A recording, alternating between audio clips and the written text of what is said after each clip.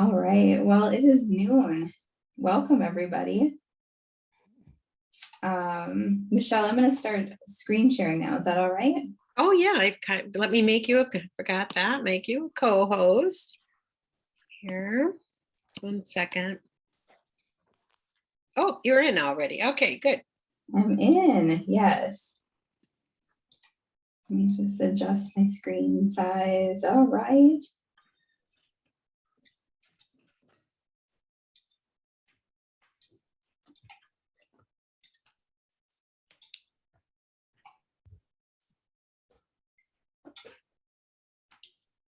Okay. Well, let's get started, everybody. Hi and welcome. Thank you so much for taking time today to join us over your lunch hour to learn more about Vote 411. I'm really glad to see so many people on the call. This is great. My name is Amy Perna, and I am the newly hired voter service manager for the League of Women Voters Minnesota. And I'm so excited to be here because I'm really enthusiastic about voter service work. I'm also the co-president of the League of Women Voters St. Paul, but I've been the voter service chair. I work on the candidate forums every year because I love it so much. Yeah, so I have a lot of experience working during our busy election season, and I know how hard that you all are working, and I know what it's like to balance all of these families and jobs and dogs and all these things, and then you throw elections on top of it, and it is a lot of work. And so, but it's so exciting, and I just wanted to really start by saying thank you so much for being here and being willing and ready and enthusiastic about doing this critical work with us. I think it's so important and so worthwhile, and I'm just really grateful for all of your hard work. Today we have Michelle Whitty is on the call too. So Michelle, feel free to jump in anytime if you have anything you want to add or correct. I don't know. Thank you. Yeah.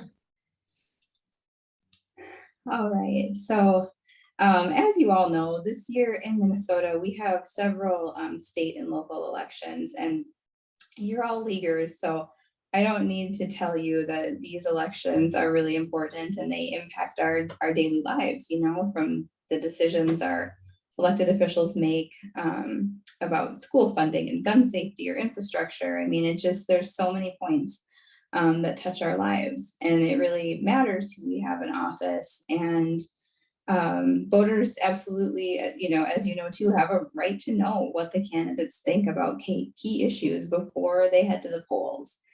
And that's really where Vote 411 comes in. It is a really powerful tool that's going to help voters get the information that they need right now.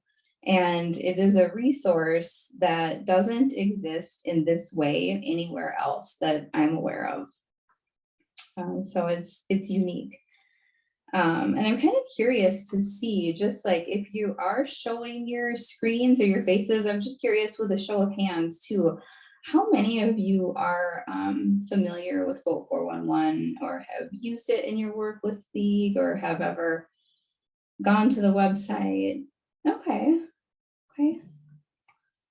Maybe 50-50. Yeah, so that's great. It really is, I like to think of Vote411 .org as just a one-stop shop. It really gives people access to everything that they need to cast a ballot. So through Vote 411, you can register to vote, you can find your polling place, and you can learn about candidate positions through the online voter guide. And you can see upcoming and recorded candidate forums. There's just so many things it can do. And if you kind of look at those subject headings on the right side of the page, Vote 411 will give you access to all of these and more topics. And most of these things will link directly to the Secretary of State's website. So It's a trusted resource, a trusted site for national elections. It's been around for 15 years, so it's been here for a while, and I think, you know, people are generally familiar with it. I remember back in, I think it was 2016, before that election, I heard late night television hosts, you know, touting the amazingness of Vote 411 too. So that was like, that was really exciting. That was the first time I'd ever even heard about it. So, so anyway, it's been around, and we've went through a very extensive question selection process too, to assure that the questions we ask in the guide really do address the top issues that most voters care about. So unlike other issue-oriented guides, this one is intentionally broad. So I think that's really important, and I think it's going to help just draw more people to the site and make it a more useful site for folks. So let's see. So like, as I mentioned, people that go to Vote 411 have access to all the educational information you see on the right. And yeah, it's just a great one-stop shop that connects people to what they need. And even though the site has been around for 15 years, I personally just started using it fully this year. I'm a little embarrassed to say that as the co-president of the St. Paul League, but it's true. So for those of you who are out there who are maybe like new to using it like I was, or are worried about an online voter guide, I completely hear you. In St. Paul, we've always made our own paper guides, and I don't know how many of you guys do that too, but I was worried about switching to an online format, because in St. Paul, we have a lot of people who live here that don't have access to a computer. And so I thought, well, what are we going to do with those people? You know, like, we can't just go online, because we're going to exclude all these folks that I know are out there.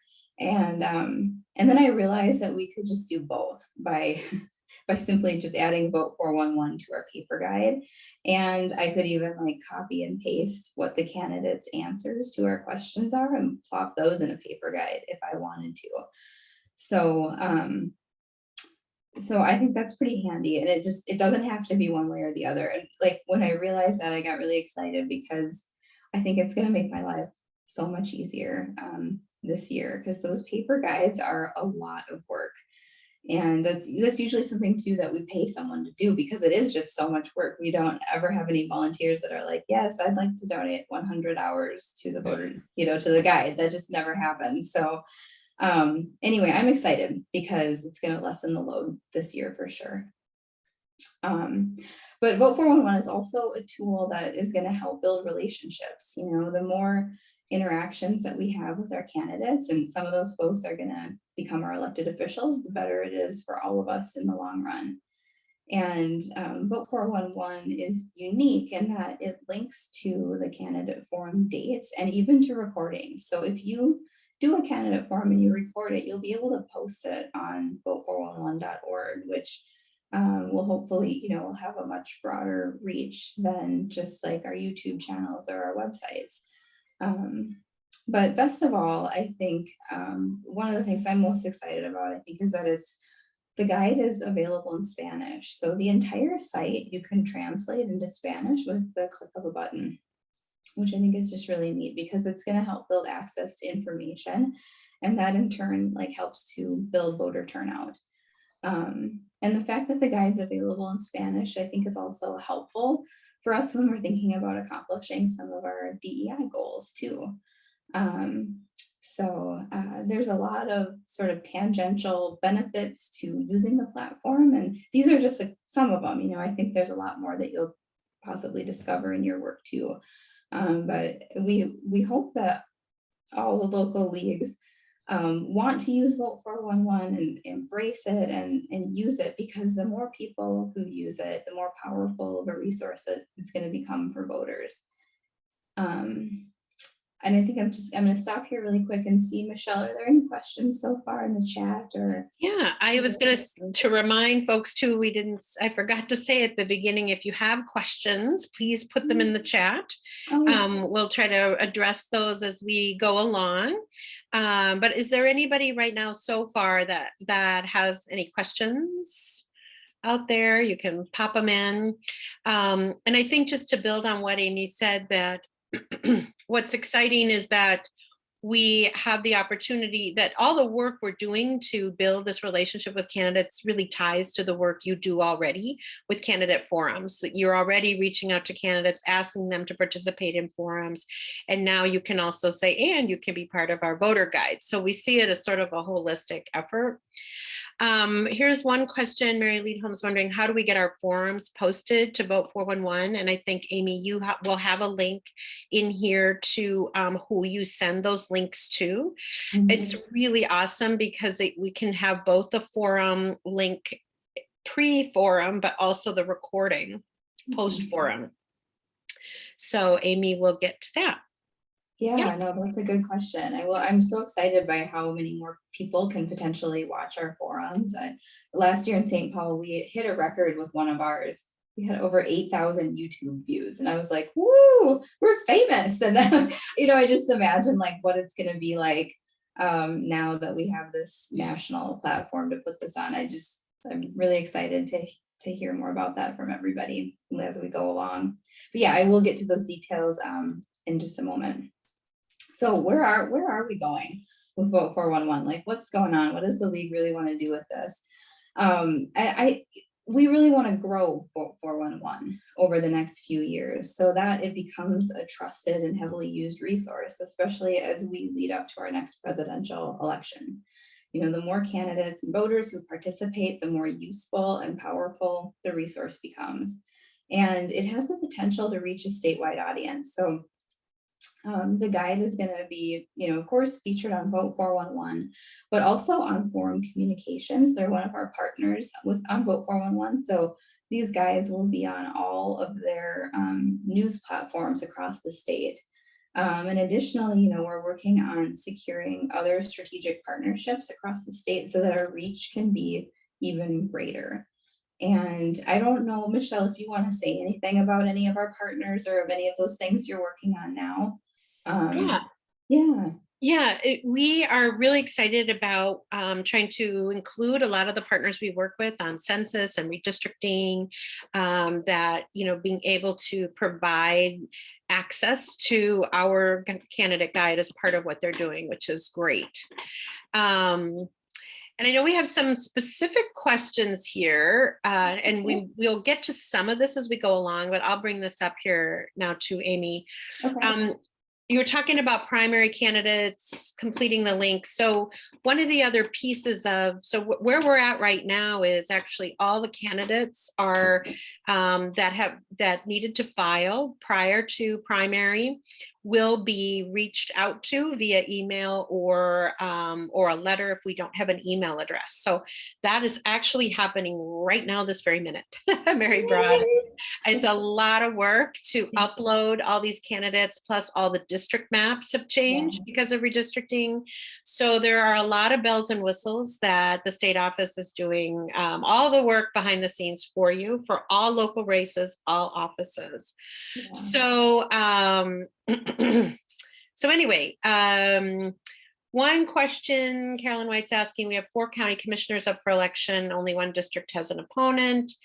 If we only put this one race on Vote411, so basically every race that is contested, that has if there's an uncontested race, we are not inviting people without an opponent to submit a survey right now, largely because it increases our amount of by thousands. The big thing is the judges, for example. So to your question, Carolyn, all of the people who have filed, who have an opponent, will be uploaded into the system and invited to complete the surveys. So I don't know if that answers your question. Okay, so there's some answers my other, question. say that, Carolyn? It sort of answers my question. I sort of Okay. suspected that was it. Is there a way to put a line in there that there are 3 other commissioners running just unopposed, so that people don't all of a sudden go to their ballot in November or whenever they vote and say, where did these races come from? Sure. So the race, all of the candidates, let me restate this better. I'm glad you asked it so it could be more clear. We will have everyone running will be on the site. We just won't be inviting people who have no opponent. People who don't have any opponents will not be invited to do a survey. So only the people, so all of the candidates that have filed will be up. So all those commissioners will be up. Plus there's the link to what's on my ballot, which actually links through the Secretary of State's office. So people will still see their full ballot. So yes, all of those, if they go on to your county commission, they'll see everyone running, but where there's a contest among commissioners, then there will be their respective responses. Does that make sense? Yeah. So we're working still with the judges to see about a partnership with the Minnesota Bar Association, because they usually do a candidate guide themselves on the judges. And most of those, there's usually 1 or 2 that are opposed. Most of those are all unopposed, but they'll still be on the site. So if you go, and you'll see all the judges running in your respective areas, but you won't see survey participation by those people who do not have a contest. Okay, go ahead, Amy, and I'll try to digest some of these other questions. Yeah. Okay. Okay. Well, thank you. Thanks for the questions, and thanks for that, Michelle. So let's get into some of the details about what Vote411 is and what it looks like. For those of you who've never been on the site, if you go to vote411.org, there's basically like 2 ways to kind of drill down into your address specific information. You can either pop in your address right away on the home screen here, or you can scroll down a little bit and choose your state. And the national office actually put together like a nice little video about 411.org that's just a minute long, and I'd like to play it for you really quick, and then we can keep going. Let's see here. You vote, something powerful happens. That went to the Your back single one, I think. ballot becomes a megaphone. I think that went to the wrong. And tell your community Oh, no, and it is. Okay. what you want for our future. Vote411.org is your tool for accurate and unbiased election information on the issues that affect you and the people you care about. Through Vote411, you can register to vote using our online form that only takes a few minutes to complete, available in multiple languages. Check your registration status and find out where to vote right on the Vote411 homepage, and get important up-to-the-minute information on the elections happening in your state and local community through the Vote411 interactive map. Your voice is strong and important. It is a critical part of our democracy. Vote411.org is your tool for all the election information you need. Get online, get the facts, and make your voice heard on Election Day. Powered by the League of Women Voters Education Fund. When you vote, Oops, sorry. Yeah, so when you go, you go to vote411.org, you pop in your address. I'm just going to show you what it looks like really quick. This is, let me make this the screen a little bit bigger for you. But you can see that my address in St. Paul, that I can see my next election is a primary on August 9th. I mean, same for all of us. But if you look over to the left, there's no ballot or candidate information yet.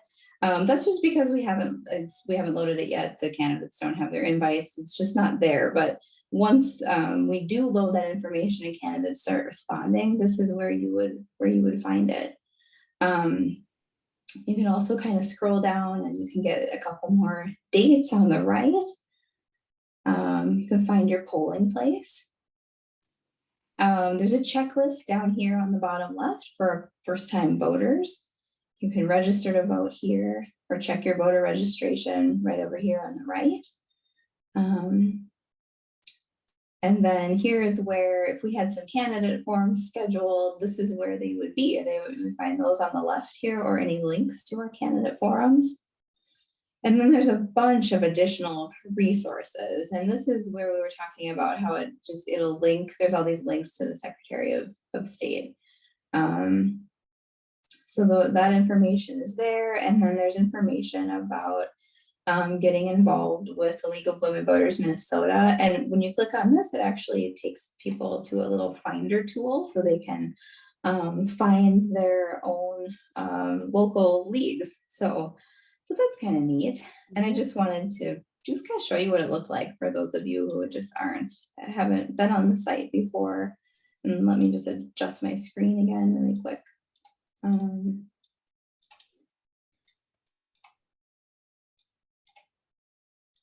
So another question related to that, when you go to that Yeah. Vote411 site, then Yeah. it is I mean, every site you start with obviously isn't personalized to you. You know, you first have to personalize it. So you can personalize it either with your personal address, but the other part that is nice for those of you who are doing league work, you can search on that Minnesota site. You can actually search for who's running in different areas.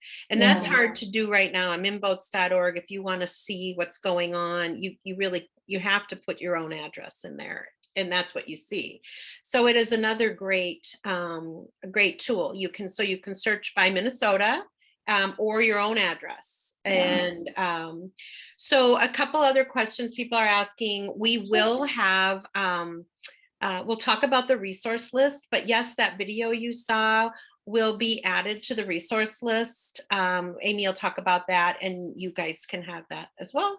And we have QR codes and logos and postcard stuff already on our member resources page under voter services, but Amy will get to that. Yeah. Well, here, since you were talking about it, I'll just show you guys, this is what our postcard looks like. So, but yeah, we'll get into more of those details in just a second. So if it had been later this month and I went and filled in my address on vote411.org, this is more of what it would look like. There would be links you'd be able to see the voter's guide with, candidate pictures, answers to the questions that they provide, and examples of local ballot measures, and all of that information would be populated. And then, so some people have been asking too, like, what does the candidate have to do, or what's that process like? And I think it's kind of helpful to understand that side of things, because you're going to be, hopefully talking to candidates and things like that too. So, when this is what the candidate will see when they log into Vote411. And like Michelle said earlier, we're going to start sending out candidates invitation letters this week and next week. And so by Monday of next week, everyone who filed should have an invite. And there are some of those local races kind of sprinkled in there too. Like most of the folks that are going to be on the primary are county level and up, but there are some of those local races in there too. And I think this is still right, Michelle, but jump in if it's not right. We don't have a questionnaire for those local races that are in a primary. So that's kind of the one kind of weird gray area that we have. Right. So the one thing, all county level on up that had to file before May 31st will be included in this first round, pre-primary round, where we have a hiccup and where we will get it, but it will be later in the process, will be the municipal or any municipal or school board races that are in a primary. There are not a lot of them, but there are quite a few, more than I thought there would be, because we don't have the maps yet. So again, with redistricting, the city and school board, hospital board maps are not yet all done and available to us. It's just too much work to go to every single city and try to collect their data. So we're waiting for it to be assimilated into the Secretary of State's data set, and they will share that with us. So we, so that's the only kind of missing thing. We're also waiting to get the final list from the Secretary of State's office on who all is primaried, because in addition to the dates, so there's the withdrawal date, so there's the date of filing, the withdrawal date, and then it turns out there's yet another date that because of withdrawals, candidates can still add their names. So we're still really early in the process of everything being finalized. And I actually just got an email from the Secretary of State's office inviting us and all the different partners to a big meeting next week on Zoom to talk about the different resources. So I'm sure by the end of June at the latest, we'll have a set of how all those local races will be in. Then for all the majority of municipal races and school board, hospital board races, we will be submitting the link again to all our voter service chairs and presidents. If you want additional questions asked of your municipal candidates, you'll have until July 31st to do that. So we're done with the first round of questions, but you will have that secondary chance for the municipal races. Great, thank you, Michelle. Yeah. Mm-hmm. So, so we know that you're all busy with your candidate forums and other league and life things. So at the state, we're really trying to make it as easy as possible for local leagues to participate in vote411.org. So like Michelle mentioned earlier, we've done a lot of the background work, setting up the infrastructure on the site and taking care of all the invites to candidates and that kind of thing. So what we really need your help with then is encouraging and putting pressure on candidates to fill out their surveys, to participate in vote411.org. And you can kind of see from our timeline up there on the left that, all the candidates will have received their invite by Monday, the 13th. And then, we'd like to give them a little time to digest their invite letter, think about the answers to the questions and participate. But then local leagues can start doing follow-ups on or after June 21st, which is the deadline that we gave candidates to participate in the voter guide. And, candidates can fill out the guide anytime before the next election date. So they really have all of June and July or all of July really to do that. But it would be great if we could get them all to participate before June 24th, because that's when we're going to launch Vote411 publicly and do a big kind of a release to the public. And it's also the first day of primary voting. So that would be kind of the goal there as far as the timeline goes. And somebody asked a question about this earlier about what resources are going to be available to local leagues for the follow-ups. So we hope that all our candidates respond right away to our emails and that your follow-ups are very minimal, but experience over the last couple of years tells us that, there might be a lot of follow-ups to do. So we're working on putting resources in place to help you nudge and follow up with candidates. Kristen is working on a landing page on the League of Women Voters Minnesota site that will be it'll be for voters. There'll be a section for leagues and then a section for candidates. We've got the Vote411 printables that Kristen made that you can use in any of your follow-ups by just going to the member resources section of our website and downloading and printing those items off. To the left there again, that's what our postcard looks like. We also will have sample scripts for you to use for your follow-ups, and they'll be applicable to a variety of situations: phone calls, letters, social media, all of that stuff the bones will be there. And of course, you can always make your own or draft your own or edit it, to fit your situation or your style or whatever, but we plan to send that to you as well. We're also going to send you the questions that we sent to the candidates and the invite letter that we sent to the candidates so that you know what it looks like on that back end, and you can use some of that language or some of those things for reference points or to help answer questions or for your general understanding of how the whole all the pieces of the puzzle kind of fit together. We're going to send you all of the candidate contact information that we have, all of the publicly available information that we've downloaded from the Secretary of State's website will be coming your way. And then we're going to send you sort of area breakdowns. So we'll be sending a list of each league that we have in Minnesota and the races that we think are going to apply to you, apply to your geographic area. I'll send you a link to this recording and to my PowerPoint presentation. And you also have me as a resource too. I'm here and I'm ready to help assist you with anything that you need.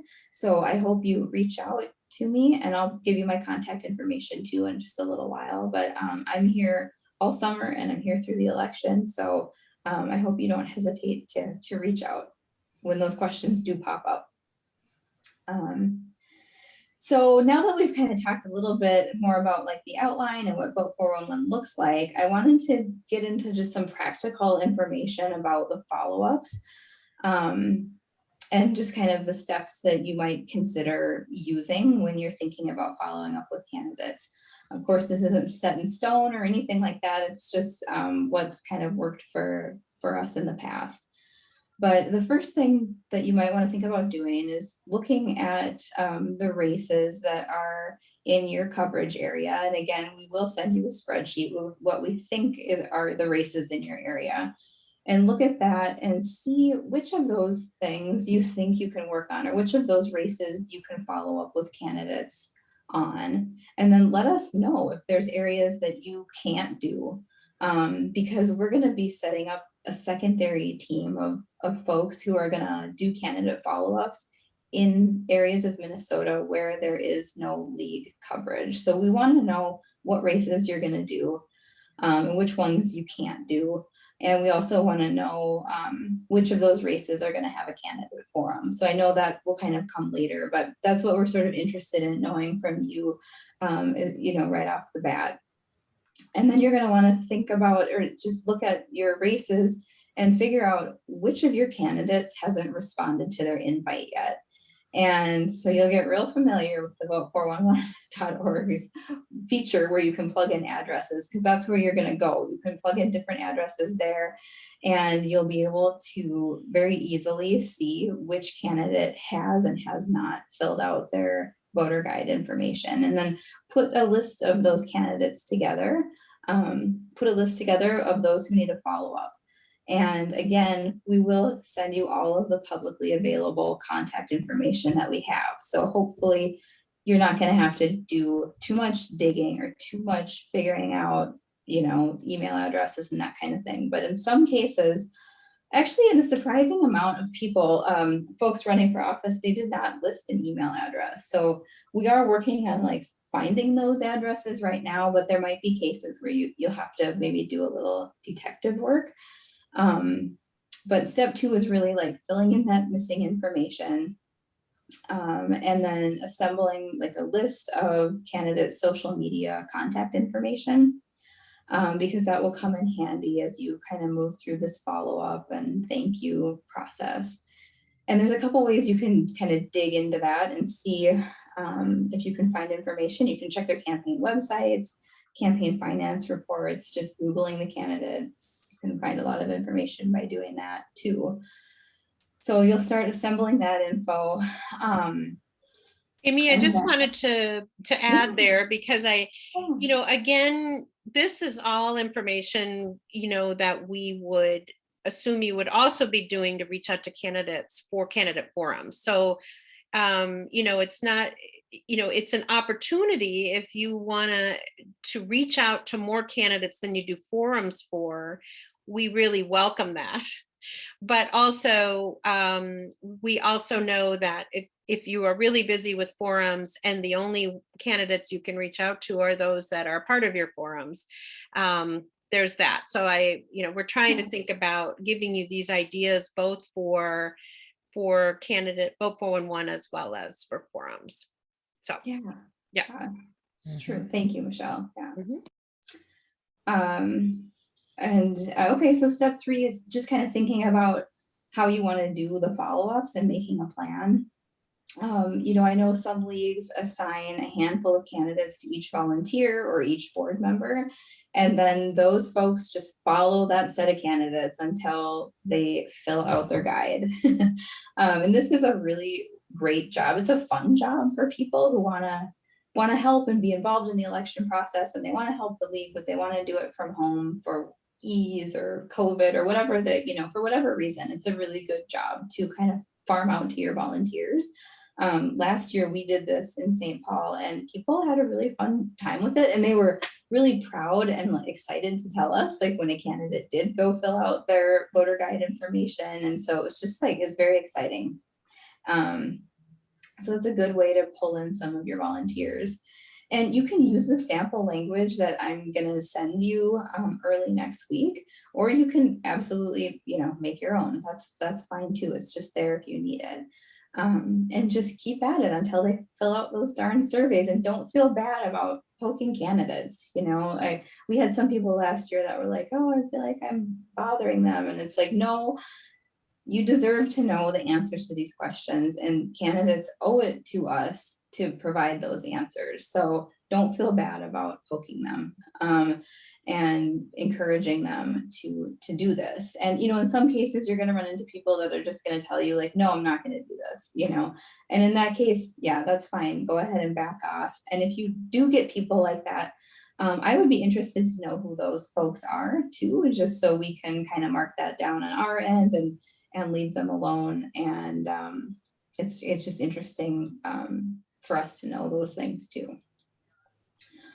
And then, assuming your candidates do fill out, their guides and everything goes really well, you can thank them for participating in Vote 411. And I think this is another great point of contact with your candidates.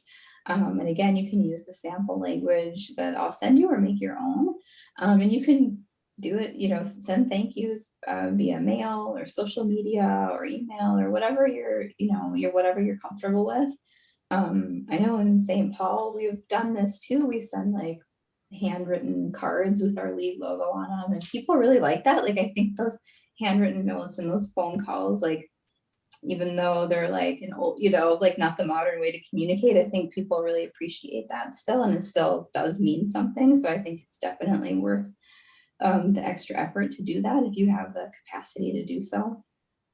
And then, the printable postcard that I showed you earlier, I think would be kind of perfect to use for your follow-up thank yous if you decide to do so. Follow-ups are just a really good opportunity too to make contact again with the candidate. It's an opportunity to encourage them to respond. And, we want to be direct but respectful, of course. But when candidates know that you're watching and you're interacting with them and you're paying attention, they know that you care and you're out there. And I do feel like they are more likely to respond. So your effort is well worth it, I think. And I do just have some sample thank yous here just for you to look at now. This will be in the information that I send out on Monday as well too. So don't worry about copying this down or anything like that, because it will all get sent out. And no doubt through this process, candidates are going to have questions, and they might reach out to you if you've been in contact with them. And I think in a lot of cases, you'll be able to help. And so, but if you can't, you can always pass candidates on to us, and we'll do our best to help them too. So we kind of put together a couple of our top questions or things that we heard last year or in previous years. And I just wanted to run through that with you really quick too. So again, each candidate in their invite letter is going to receive a unique code that allows them and only them or whoever has that code to go in to vote411.org and fill out the questionnaire. If a candidate loses this code, only the state office can resend it. It gets generated from vote411.org. And so we can resend those invites with the codes if candidates tell you that they've lost them or something like that. In the cases where candidates have provided an email to the Secretary of State, or if we have their email on file, we'll also send them an emailed invitation to participate. And so sometimes those emails go to spam folders or junk files or whatever. So it's always good to ask the candidate that said, oh, I didn't get my invite, have them check their spam folder too. Candidates have also had questions about how did we pick the questions in their survey? Why did we pick those ones? And it's good to know that, we, for this primary round, we got input from local leagues earlier this year. We've read all the national polls, and then we've also had expert advice from retired Star Tribune editor Kate Perry. And so she has been helping us craft these questions in a way that's, broad, but yet to the point, and trying to really capture what's on the top of everybody's mind for everyone's particular areas. So a lot of thought has gone into that, and that's kind of how we arrived at the question set that you'll see on Monday. The responses do have character limits too, and those sometimes candidates get confused about words versus characters. So some questions have a 750 character limit, others are 500, and characters do include each letter, spaces, punctuation, and that kind of thing too. So we do encourage them in their invite letters to actually type out the answers to their questions in a Word document so that they can check their character limits that way and then cut and paste into vote411.org. We will not edit answers, but the system will automatically try to truncate answers that go over the character limit. And we do that, we keep it brief because we know that voters are busy. We want them to actually read the guide, and we want them to be able to do it fairly quickly. So people have had problems with that character limit in the past, and that's why we do it the way we do. And somebody asked about candidate forums. So the other kind of cool thing about Vote411 is that you can advertise your candidate forum and you can post a recording. And how the national office wants us to handle that is by directly emailing Isamar at in Washington, D.C. So her email address is up on the slide. I will put that in the information that I send to you on Monday too. But you can send the date and the name and the link with your recording directly to her, and then she'll upload it on Vote411 for us. So as you're doing that, don't forget to also add your upcoming forums to our state calendar too. And you can do that again through the link on the member resources page. And if you need help with that or finding that, just let me know and I'd be happy to go over that with you. So this is a big effort, and it really does take a village. I just wanted to kind of show you the team who's working at the state behind the scenes. Michelle is leading and supporting. Mary is doing all the infrastructure work. I'm here to support local leagues. Lorene is helping to support our partners. Of course, Voting Violet is helping us get the word out. And Sam is also help supporting Vote411.org. And local leagues are here helping us encourage our candidates. And that is really key. The local leagues are key to really making this a success and doing those follow-ups. And so our asks to you again with Vote411 are, we've got two of them, encourage your candidates to fill out their voter guide and let us know which races that you're going to help cover and which races are going to have a candidate forum, so that we know where we need to kind of plug in extra resources to help follow up with candidates in areas that don't have any coverage. So those are the two things that we really want and hope that you can help us with. And again, I'll send all this information to you on Monday too, so don't worry about copying any of it down.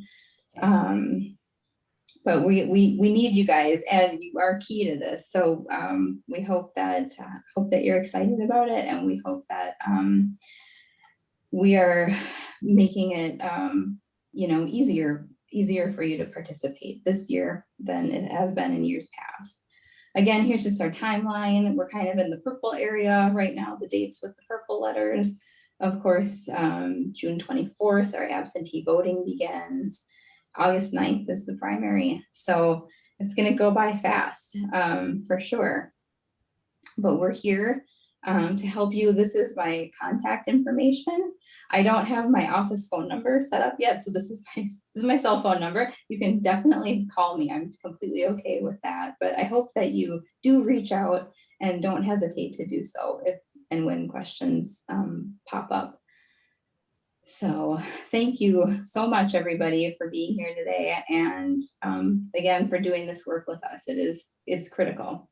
So thank you. Michelle, were there any other questions that popped up in the chat?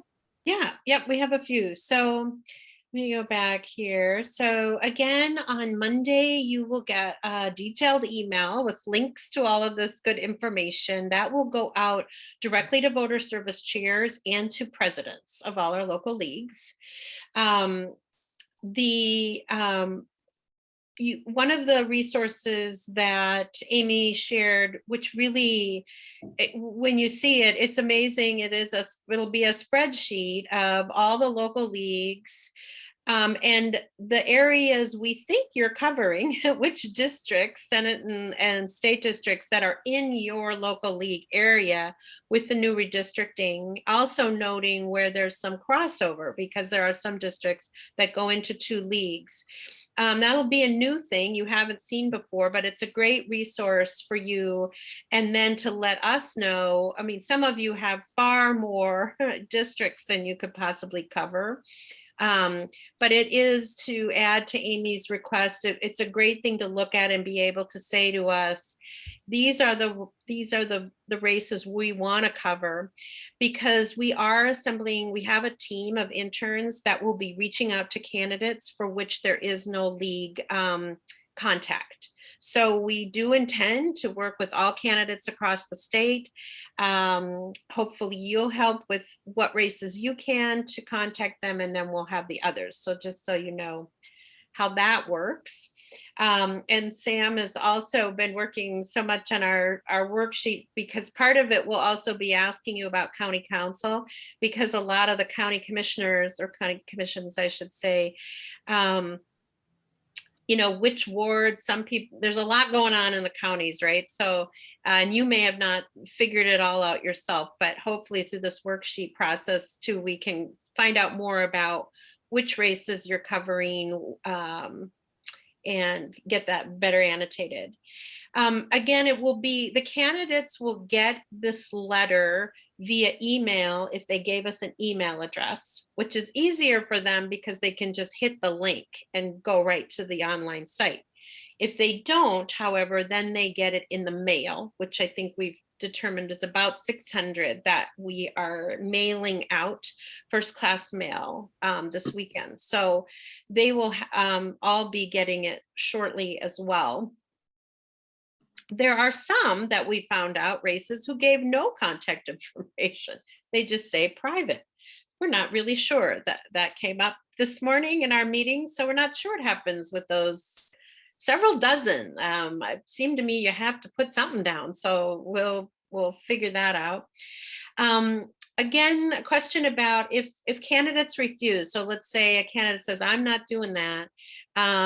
Then just on this list, we'll tell you who to email for what, but Laureen or Amy, just to let us know, you know what, that these candidates said no. That way we won't keep, sending them things or bugging them, but it's good to know if they're a no. There's nothing that you enter, there's no database for you to go to or anything. Again, the candidates have to fill this out themselves with the unique code they get through Vote411. So all we can really do is encourage, but then we do value input from you. Okay. Michelle, I have a question on that, follow up on that.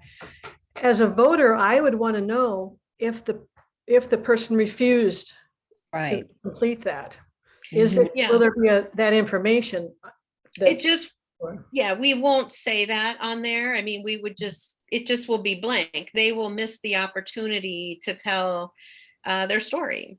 So that's the best we could do there. I mean, we don't want to also appear, I mean, it's always the challenge, right?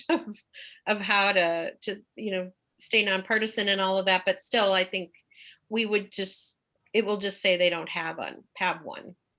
Michelle, can I follow up on Judy's question? I mean, I appreciate the position of League of Women Voters, but can't you put something in there that says all candidates were contacted? So you don't have to say specifically they declined, but you can emphasize that they were contacted and, given the opportunity, just like a generic statement on the, website page. We'll check into that. We'll see what's Okay, thank you. possible. There's certainly lots of things we can do and other things we can't, but that's a great message. Let me see if we can put that in. Okay. Good, good idea. I love it. Okay. What else? Anything else? Any other ideas? So some of the people in my league have said they think the Vote411 logo is confusing because it doesn't have .org. They think people won't know that Vote411 is a website. So, I mean, this, I guess the market research, this is all coming out of, if you go to, if you see Vote411 and you put Vote411 in any browser, it pops up.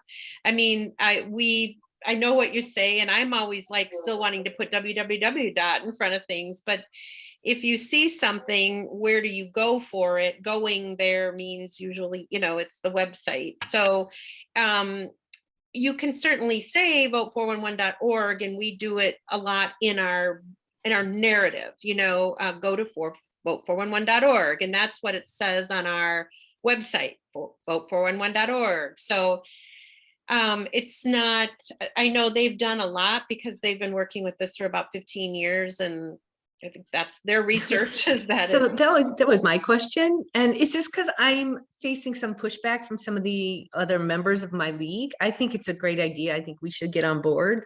We have a hard time finding enough people to volunteer for things. So like if I wanted, if I'm on board, it probably is going to fall on my shoulders to do a lot of the work. But the more I have that I can go back to them to get their support. Yeah. So that's sort of what I said. And I've already gone on the website and it's great. And I sent them the link and, but I don't know what their past experience is, but it's been a challenge to get them to, Well, I would be happy to talk with them, Mary, truly, because to me, it is a real disservice to not participate in Vote411, because vote411.org, it is of no cost to local leagues.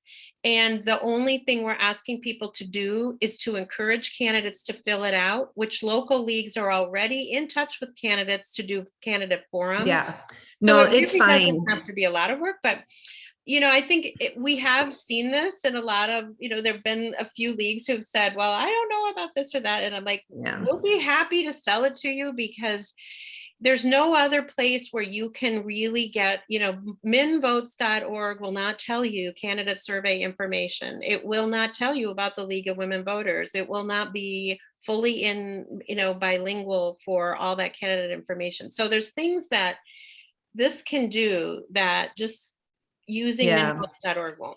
No, you don't have to, because Sue Dosal, I think she's the other one.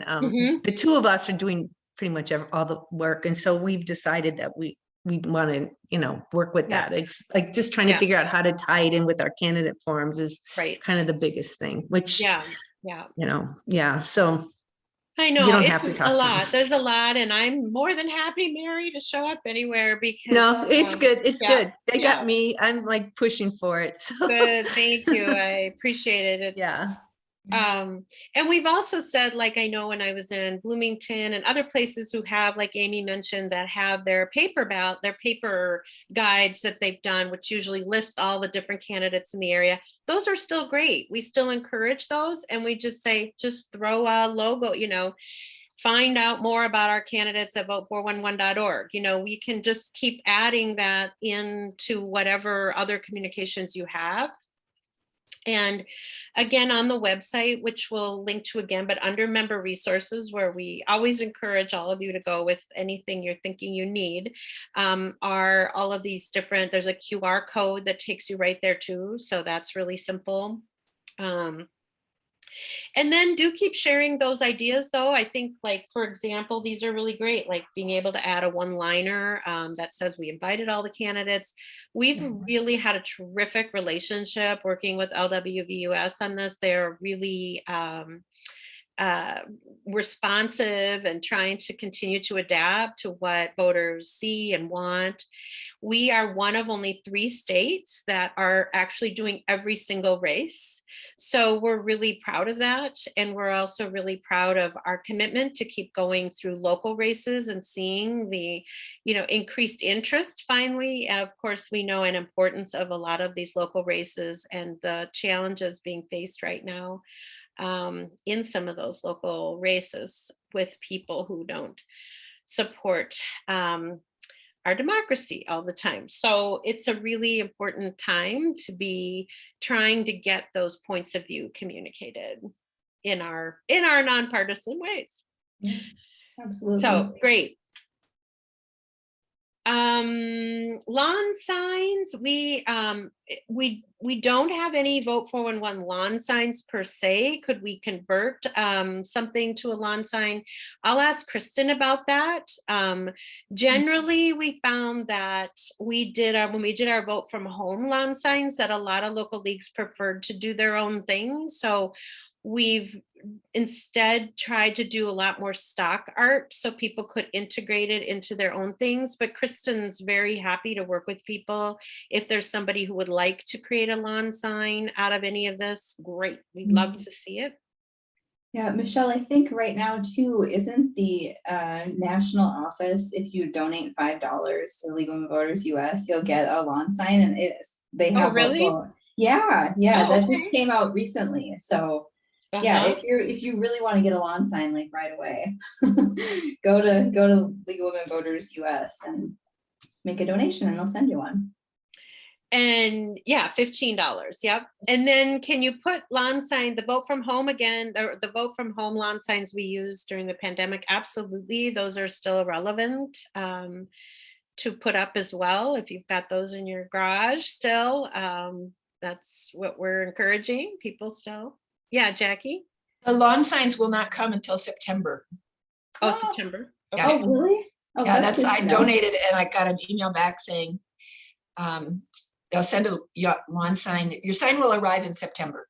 Well, that's not very handy for us, No. is it? Well, and what we would say is we're in the group, because we're part of the national kind of, user group, but that we're really ahead, and we have a lot of, because we have a lot of big primary races, but most of the effort, most people talk about it as being, September and October, if that's when people are really starting to pay attention. So, but I am glad we can try to get out there early, also learn our lessons, come to us with questions, concerns, anything you see. We'll continue to do that. We're just delighted to have Amy on board. You'll get excellent service with her which is wonderful. So, and then our hope is to learn as many things we can this year now that we'll have the district maps, we'll make everything much easier going forward, so that we can plan ahead with you all